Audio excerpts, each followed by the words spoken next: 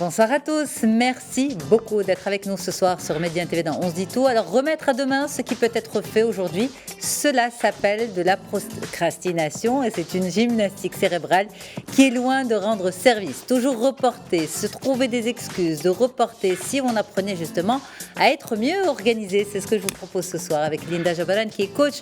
Bonsoir Linda, un plaisir de vous retrouver. Bonsoir Yasmine, ravie de vous retrouver. Alors, avant de parler de l'adulte, on va parler de l'enfant parce que j'en ai parlé il y a quelques instants avec ma collègue Manel. Est-ce que c'est une question d'éducation, justement, être organisé? Est-ce que ça s'apprend? C'est sûr, c'est sûr. Et comme chaque comportement, l'organisation est en quelque sorte une sorte de comportement, une habitude, et bien sûr qu'on peut avoir et qu'on peut s'inculquer au cours de notre parcours et notamment au cours de notre enfance. Donc, en fait, les gens qui sont bien organisés maintenant, les adultes d'aujourd'hui bien organisés, c'est des enfants auxquels on a appris à être organisés? Pas nécessairement. C'est pas Non? une généralité. Ok. C'est pas une généralité. On ne peut pas généraliser, mais on peut dire qu'il y a des cas où l'organisation au cours de l'enfance a forgé en eux cette habitude et leur a permis de dépasser plusieurs caps pour mieux s'organiser. Ok, donc c'est une question de... Alors, l'éternelle question, inné ou acquis? Inné, mais plus acquis. Mais plus acquis parce que, comme vous venez de le dire au tout début, c'est une gymnastique. Et l'organisation, c'est plus une affaire d'équilibre de vie. Et la procrastination en elle-même est une habitude. Et c'est l'habitude de tout remettre au lendemain. Et donc, c'est un comportement. Et puisque c'est un comportement, on peut agir dessus. Donc, il est du sort aussi de l'acquis. Ok, alors... maintenant, les personnes qui ne sont pas organisées vous disent, vous savez, moi je me retrouve dans mon tourbillon. Est-ce qu'on se retrouve forcément dans son tourbillon? Est-ce qu'on trouve une logique, des repères dans cette désorganisation ou au contraire on en souffre? Alors, pour les personnes qui ont ce problème de procrastination ou ce phénomène de procrastination, mais je veux juste rassurer qu'on est tous des procrastinateurs. Chacun à sa manière et pour ses propres raisons. Il y a des raisons derrière ce phénomène de tout remettre au lendemain. Donc, il est important de déculpabiliser car tout le monde procrastine plus ou moins à sa manière. Maintenant, plus spécialement, les personnes qui en souffrent, c'est-à-dire vraiment ce manque d'organisation répercute le circuit de leur vie et le courant de leur vie. Et c'est là où il est important de savoir quelles sont les causes de ce phénomène. Ok, alors ça m'interpelle quand vous dites, moi qui pensais que j'étais très bien organisée dans ma vie, vous dites, on est tous des procrastinateurs d'une manière ou d'une autre. Décryptage, dites-nous. Décryptage, c'est-à-dire qu'une organisation parfaite n'existe pas. C'est-à-dire on ne peut pas faire un schéma de vie ou un emploi du temps et on va vraiment s'y mettre et on va le respecter à la lettre. Il y a toujours des imprévus, il y a toujours des domaines de vie qui priment par rapport aux autres. Et de là où vient la gymnastique de jongler entre différents domaines de vie. Et c'est là où on est procrastinateur parce qu'on calcule et on se dit aujourd'hui, je vais donner plus à ma famille qu'à mon travail ou aujourd'hui, je suis plus travail que famille. Et donc là, c'est pour ça que je dis on est tous procrastinateurs d'une manière ou d'une autre ou pour une raison ou pour une autre. Alors, mais il y en a justement, si on suit votre logique, ceux qui sont conscients justement de procrastiner et ceux qui n'en sont pas du tout conscients. Là, ce soir, on s'adresse à ceux qui ne sont pas conscients parce que ceux qui le sont, par exemple, quand vous dites, là maintenant, on est au boulot, on donne plus de temps au travail, moins de temps à la famille. Quand je serai à la maison, je donnerai plus de temps aux enfants qu'au travail. Voilà, c'est une question d'équilibre de vie, comme on dit. Maintenant, vous avez ces personnes qui ne sont pas du tout conscientes qu'elles sont mal organisées en fait. Alors, ces personnes, il y a plusieurs causes, Yasmine, derrière ce déséquilibre ou ce phénomène de tout remettre au lendemain. il est important de les citer. Donc, il y a toujours des problèmes de gestion de temps, des troubles de concentration, des rejets de certaines contraintes, de rejets de certaines tâches. Et le grave, c'est le fait de s'enfermer dans un cercle et on rentre dans plus de procrastination, plus on procrastine, plus on culpabilise et on s'enferme donc dans un schéma qui est négatif. La procrastination aussi peut être liée à un excès de perfectionnisme ou un manque d'estime de soi ou également liée à certaines peurs, notamment la peur du vide, la peur de réussir, la peur du confort ou la peur de l'échec. Donc, il y a toujours des croyances limitantes qu'on a nourries au fil du temps pour fuir l'organisation. Car en identifiant les causes de ce phénomène, on ne va pas appliquer toutes les mêmes règles. Chacun procrastine, comme j'ai dit tout à l'heure, à sa manière. La raison est très, très simple. Nous avons tous une raison et nous avons tous une résistance au changement. Naturel au changement. En effet, notre cerveau a sa routine de fonctionnement. Et ça, ce qui est très important, et à chaque fois, je le dis, à chaque fois qu'on en parle sur un changement d'habitude ou de comportement, à chaque fois, je dis, il est très important de vous connaître et connaître votre mode de fonctionnement pour comprendre les aires de votre cerveau, comment ils fonctionnent. Certaines aires qui les composent aiment la nouveauté, l'innovation, l'apprentissage, et d'autres, ils sont plus davantage sur la sécurité à tout prix. Et ces parties nous tirent le bas à travers ce phénomène. Et pour ces parties du cerveau, donc chacun les utilise selon son mode de fonctionnement et selon sa composition, représente un danger réel. Plus le changement est profond, plus le danger semble important. D'où certaines réactions qui sont dues à la mauvaise organisation. Il y a plusieurs personnes qui en souffrent, qui disent « je me sens tout le temps fatiguée, j'ai des douleurs partout, j'ai du mal à gérer, je suis tout le temps stressée ». Donc là, c'est vraiment une fuite par rapport à ce type de comportement. Et selon les neurosciences, il est plus difficile d'opérer des modifications sur nos comportements, sur nos habitudes, et qui sont matérialisées par des schémas neuronaux qui sont profonds et ancrés dans nos cerveaux, parce qu'il y a une grande peur de changement et une peur également de sortir de sa zone de confort. Mais on sait en même temps qu'il faut 21 jours pour mettre en place une nouvelle habitude, n'est-ce pas? Toute habitude, je le dis et je le redis, on a besoin de 21 jours pour prendre de nouvelles habitudes et de prendre de nouveaux challenges dans notre vie. Ok, donc ça veut dire...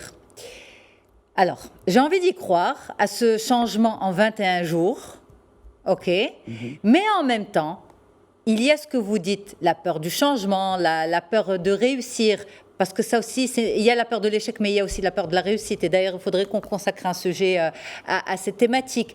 Il y a ces freins qui sont parfois inconscients, contre lesquels on ne peut pas forcément lutter. C'est pour ça que je me dis, mais comment on peut y arriver quand notre inconscient prend quand même le contrôle d'une bonne partie de notre cerveau? Alors, comment opérer? Donc déjà, quand on dit qu'on a pris conscience qu'il y a quelque chose qui ne va pas dans notre organisation, c'est-à-dire qu'il y a déjà, qu'on a déjà pris du recul et qu'on est en cours d'action.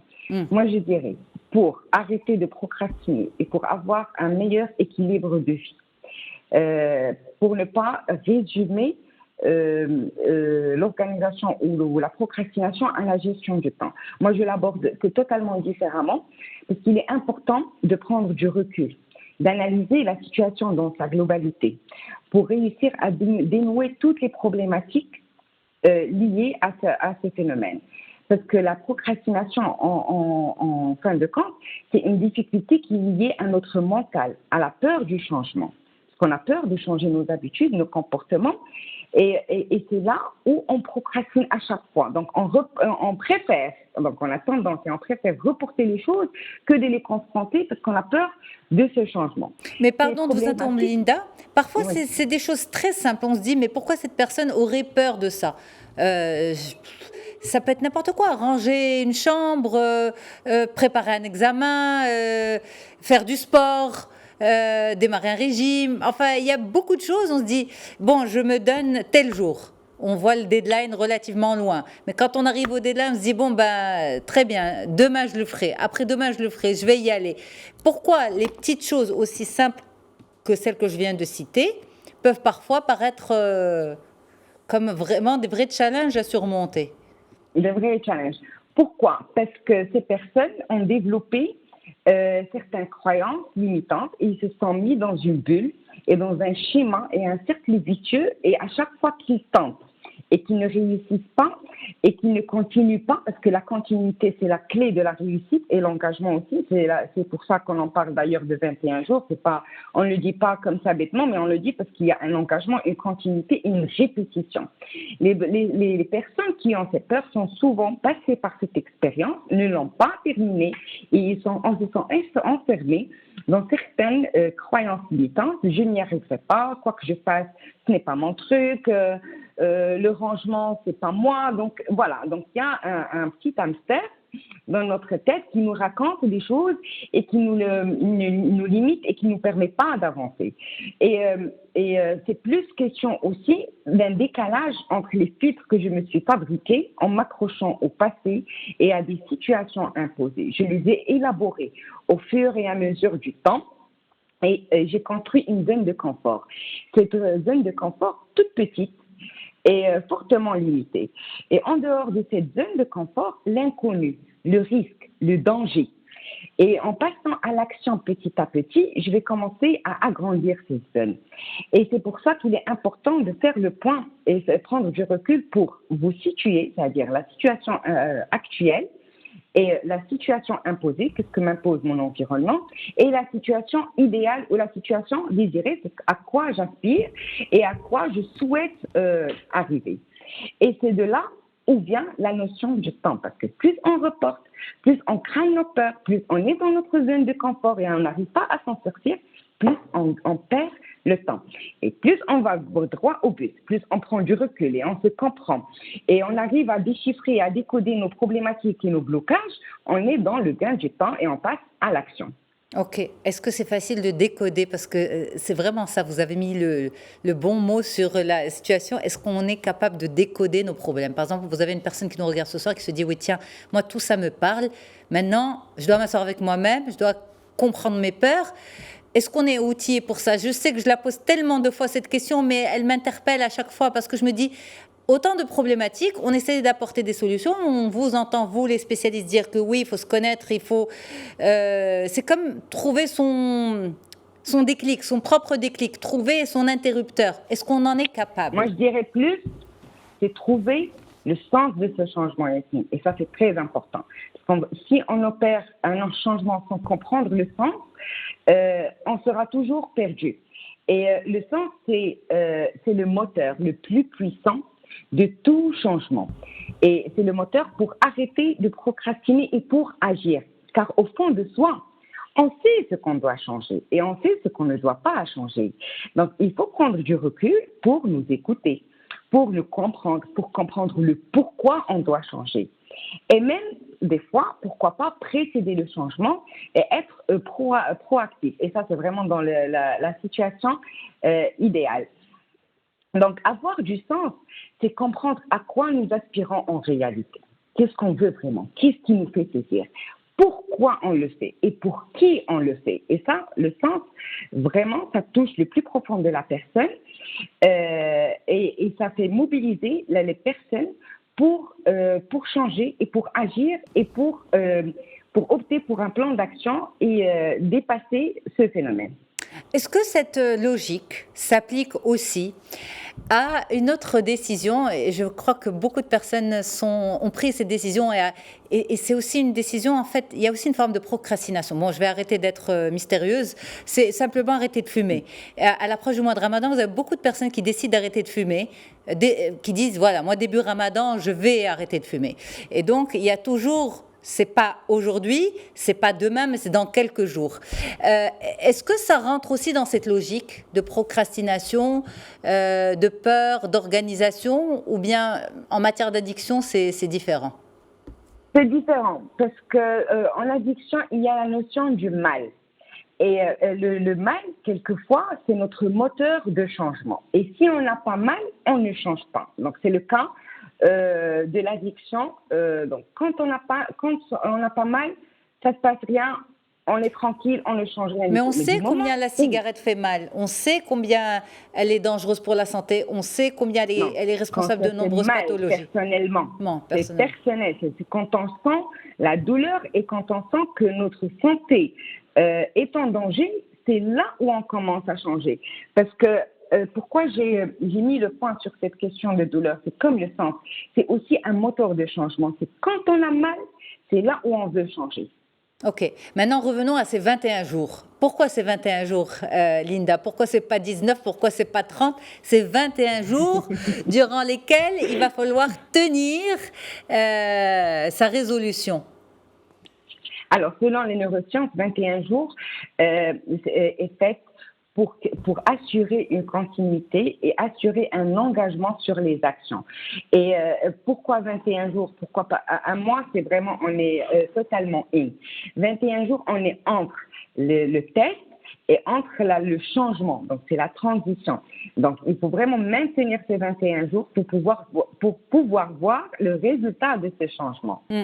Comment maintenir les 21 jours? C'est ça le challenge, justement. Comment avoir son calendrier de 21 jours et se dire, tiens, 1, 2, 3 jusqu'à 21, toutes les cases sont Alors, pour qu'on soit très, très, très concret et très réaliste, Yasmine, tout changement vient du fond de la personne par une prise de conscience parce qu'il sait ce qu'elle veut changer et ce qu'elle doit changer. Le fait de dire 21 jours, c'est vrai que ça paraît un petit peu comme un jeu, mais en réalité, c'est un engagement vers un processus de changement. C'est des actions qu'on entreprend et qu'on s'y tient pour pouvoir retrouver un changement. Et c'est là où vient la notion également de sens. C'est pourquoi je suis en train de faire. Pourquoi je dois changer. Donc ça, c'est répondre à ça. Et pour qui je veux changer. Et donc là, si cette question de sens est très forte, parce que la question de sens fait mobiliser plusieurs personnes, parce qu'on rentre dans le plus profond de la personne, et si elle est assez forte, c'est elle qui va nous mobiliser et c'est ce sens qui va nous faire bouger et qui va nous donner du carburant pour s'engager et maintenir notre changement. Et 21 jours n'est pas aussi suffisant pour être réaliste. Le changement, quand il est opéré, donc quand on parle de 21 jours, c'est vraiment au tout début. C'est quand je commence à faire un travail sur moi, quand je commence à entreprendre des nouvelles actions, à changer des habitudes, à changer certains attraits de mon comportement. Et donc là, on est en cours de changement. Au-delà, ça devient des habitudes et qui commencent à se mettre en place. Et c'est là où on voit le résultat du changement. Donc voilà, 21 jours, ce n'est que le début, c'est bien ça. Ce n'est que le début. Qu'on soit clair, on ne va pas changer toute une personne en 21 jours, mais c'est que le début pour pouvoir assurer une continuité. Linda Jabran, merci infiniment d'avoir été là ce soir en direct avec nous. C'était un plaisir pour moi d'échanger avec vous. Un grand merci à toute l'équipe en régie. Vous pouvez retrouver cet épisode et tous les autres dont se dit tout sur mediantv.com. N'oubliez pas aussi que vous avez à votre disposition Média News et vous avez aussi à votre disposition une plateforme 100% podcast Média du vrai podcast. Justement, nous avons lancé aujourd'hui une nouvelle série intitulée Shahid et elle est signée notre confrère Naufal Awamla où il raconte les coulisses des couvertures internationales sportives qu'il a pu faire. Voilà, très très bonne soirée à toutes et à tous. Je vous souhaite une très bonne suite des programmes et on se dit à demain. Au revoir.